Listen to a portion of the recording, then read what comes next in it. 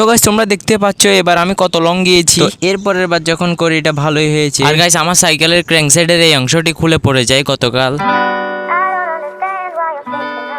So hey guys good morning, welcome to my new blog. So guys আজকের ব্লগে আমি stand practice করব এবং নতুন নতুন ট্রিক শেখার ট্রাই করব। তো বেশি কথা না বলে ভিডিওটি শুরু করা যাক। সো গাইস দেখতে পাচ্ছ এটা আমার সাইকেল, যেটাকে আমি খুব যত্ন করে রাখি। আর গাইস আমার সাইকেলের ক্র্যাঙ্ক সাইডের এই অংশটি খুলে পড়ে যায় গতকাল। তো আমার কাছে গুটি রেঞ্চ এগুলো না থাকার কারণে আমি এই এক্সেলের নাট দিয়ে জোগাড় করে ভালো করে লাগিয়ে নিই। বুঝতে হবে না এটা কার সাইকেল।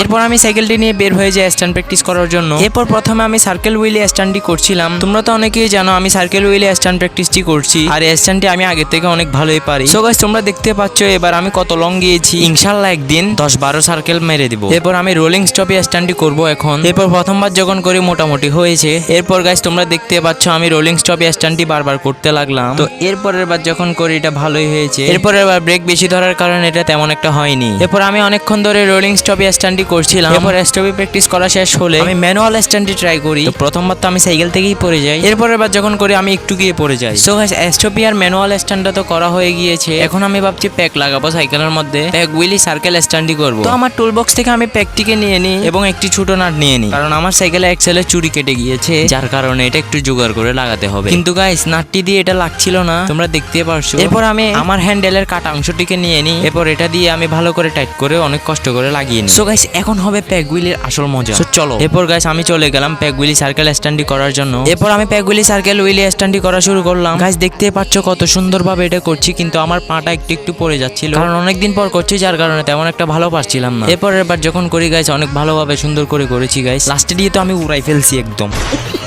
এরপর গাইস প্যাক হুইলি স্ট্যান্ড তো 2 বার করতে পারছি মাত্র, কারণ আমার সাইকেলে এক্সেলে চুরি কাটে যাওয়ার কারণে প্যাকটা বারবার লুজ হয়ে যাচ্ছিল এবং প্যাকটা খুলে চলে আসছিল। এরপর আমি সার্ফিং স্ট্যান্ডটি করছিলাম। গাইস জায়গা ছোট হওয়ার কারণে সার্ফিং স্ট্যান্ডটি তেমন একটা পারছিলাম না। এরপরের বার যখন করি গাইস এটা ভালোই পেরেছি। এরপরের বার যখন করি তখন হয়নি। সো অনেকক্ষণ স্ট্যান্ড প্র্যাকটিস করার পর আজকে আর স্ট্যান্ড প্র্যাকটিস করবো না। আর আজকের ব্লগটা কেমন লেগেছে কমেন্ট করে বলো, এবং ভিডিওটি ভালো লাগলে ভিডিওতে লাইক দিয়ে চ্যানেলটিকে সাবস্ক্রাইব করো।